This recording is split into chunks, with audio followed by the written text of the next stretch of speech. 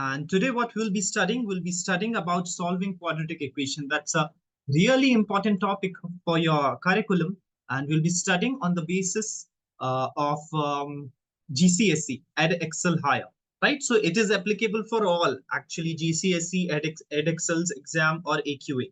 Okay, and totally we'll be studying according to your curriculum, and as most of you get stuck in this solving the quadratic equation, so many things, I mean all of the things, that would be crystal clear to you. Okay, so let us start with it.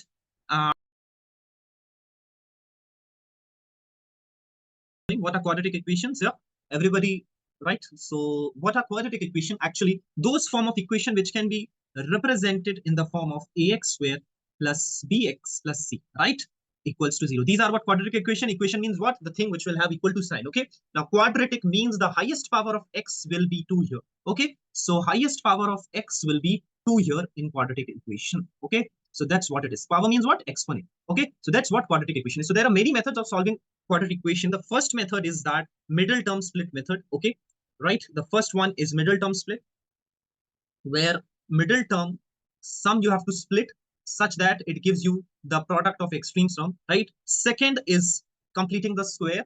Okay, second is completing the square method, and the third one is where you have directly formula given, isn't it? In the third method you'll take out directly formula. Okay, and that is applicable everywhere, right?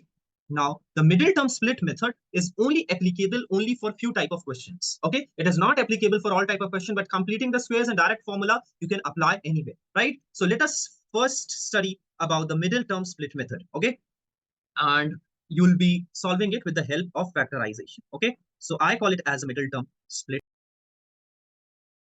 Suppose if I have this equation as x square minus 3x plus 2, right? Now listen to me very carefully how you have to do the questions in middle term split method, right? The middle term of the equation, like this one, you have to split it such that split middle term, right?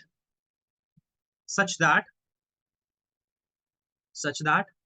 it gives what? It gives the product of extreme two term. Okay, it gives the product of extreme two terms. Okay, extreme two terms. What are the extreme terms? X square and 2. These are the extreme terms over here. Okay, so what you have to do, first find the product and split middle term according to you. So the product of extreme term is what? 2 times x square, isn't it? 2 times x square, or 2 times 1 I can take, right? So I have to split minus 3x such that it gives me 2x square, isn't it? So 2x x square products are what? 2x and x, right? Or I can say 2 and 1, isn't it? These are the factors of 2x square, isn't it? So minus 2x, how I can write, how I can split it, I can add or subtract such that it should give me minus 2x square. So minus 3x, how I can do?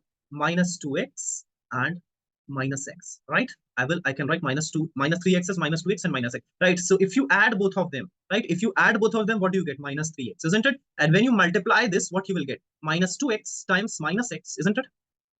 And this will give you what? This will give you minus 2x. This will give you what?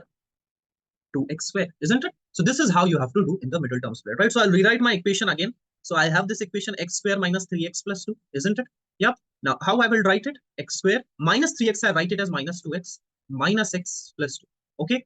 Now what will happen? I'll take x common from here. So x, when I take common, what it becomes? X minus 2 in the bracket, and minus 1 common from here. So minus 1 I take common, and x minus 2 in the bracket, isn't it? So what I have now? X minus 1. I have taken x minus 2 common from both of them. So I have x minus 1 and x minus 2 equals to 0, isn't it? Yeah. So either this will be 0, either this will be 0, isn't it? So x minus 1 when will be equal to 0, I'll get x equal to 1. And when x minus 2 equal to 0, I'll get x equal to 2. So the two solutions are 1 and 2 of this quadratic equation, isn't it? So this is how you have to do for middle term split method. Okay, you have to take the product of extreme two terms and split the middle term in such a way. Thank you.